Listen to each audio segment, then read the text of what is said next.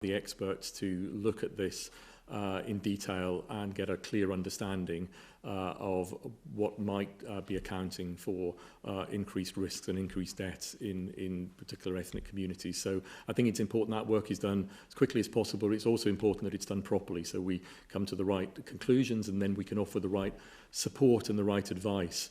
In NHS England, obviously we have a number of our staff come from those ethnic groups, and we are actively also looking ahead of that work, what we have to do to support and perhaps protect them specifically. So that is work that is actively being undertaken at the moment.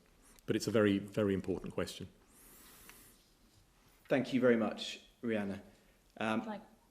The second question comes from Dan Hewitt from ITV. Dan. Good afternoon. Secretary of State, given we are several weeks behind Italy, Spain and other countries, and we know the impact this virus has on health workers, how have we found ourselves in a situation where we are dangerously low on PPE, on personal protective equipment? Doctors and nurses are being asked to use disposable PPE, asked to be used PPE that shouldn't be designed to be used several times. This is a global demand, we know, for PPE, but given we know that's not new, why hasn't the government had a plan B here, getting small, medium, larger manufacturers to produce PPE? Some say they want to, but they haven't been contacted by the government. And a question to both of you, do you accept the worries of NHS doctors and nurses we've spoken to today, that by downgrading your PPE guidelines, by not providing proper PPE, you are putting their lives at greater risk? Well, thank you, Dan, for the question. Look, we're all, I think, across the country in awe of the work that people are doing on the front line, in the NHS, in social care, which is particularly important to me as the Secretary of State with responsibility for communities and local government, and in other settings as well. And nobody wants to see people having to go to work on the front line to do that work, concerned that they don't have the protective equipment that they need and deserve, or coming home from work worried about whether there will be equipment available to them tomorrow. We've got to do more to get the PPE that people need to the front line. This is an extremely challenging situation. As you say, there's massive global demand for the equipment. This is a global pandemic, but we are trying to do everything we can to get the equipment that we need. We're trying to source more internationally. That is difficult at times. There is a great deal of demand for it, and the security of that supply can prove very challenging. But we are making progress there. And in fact, today I can report that a very large consignment of PPE is due to arrive in the UK tomorrow from Turkey, which amounts to 84 tonnes of PPE, and will include, for example, 400,000 gowns. So a very significant additional shipment.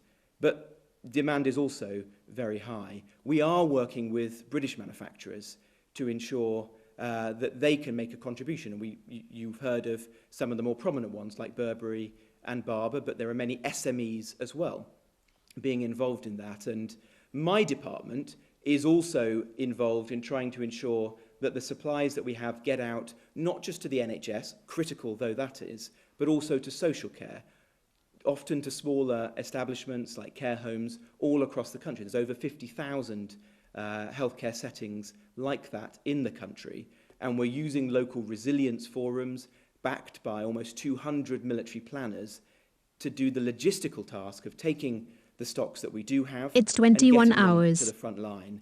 But I completely accept that this is extremely challenging. Supply in some areas, particularly gowns and certain types of masks and aprons, is in short supply at the moment, and that must be an extremely anxious time for people working on the front line. But they should be assured that we are doing everything we can to correct this issue and to get them the equipment that they need.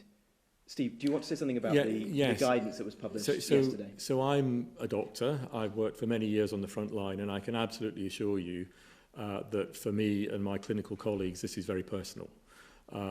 These are my friends, these are my colleagues.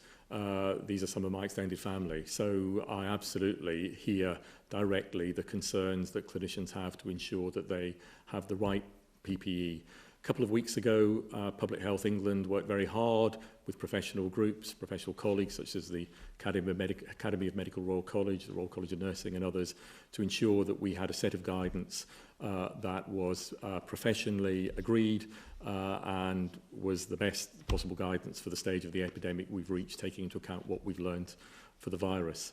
And in order to ensure that that guidance can be followed, it's absolutely critical, above everything else, that we have the supplies of PPE going out to the front line. I know government is working incredibly hard to get those that procurement in, as you have heard, but what I hear from my clinical colleagues is that what they need is PPE delivered to the front line to follow the guidance that was agreed with them 2 weeks ago.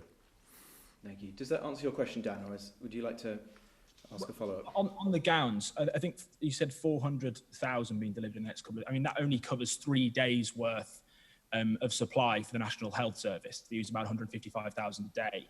So that's a small amount, given this is going to go on for several weeks and months. And I know you talked about SMEs being used to produce PPE, but that's not the message we're getting from business. There are many SMEs who have been asking the government and saying, yeah, we can help do this, and yet they've had absolutely nothing back. I mean, can you name some SMEs that the government has used in the past few weeks to try and get some of this stuff to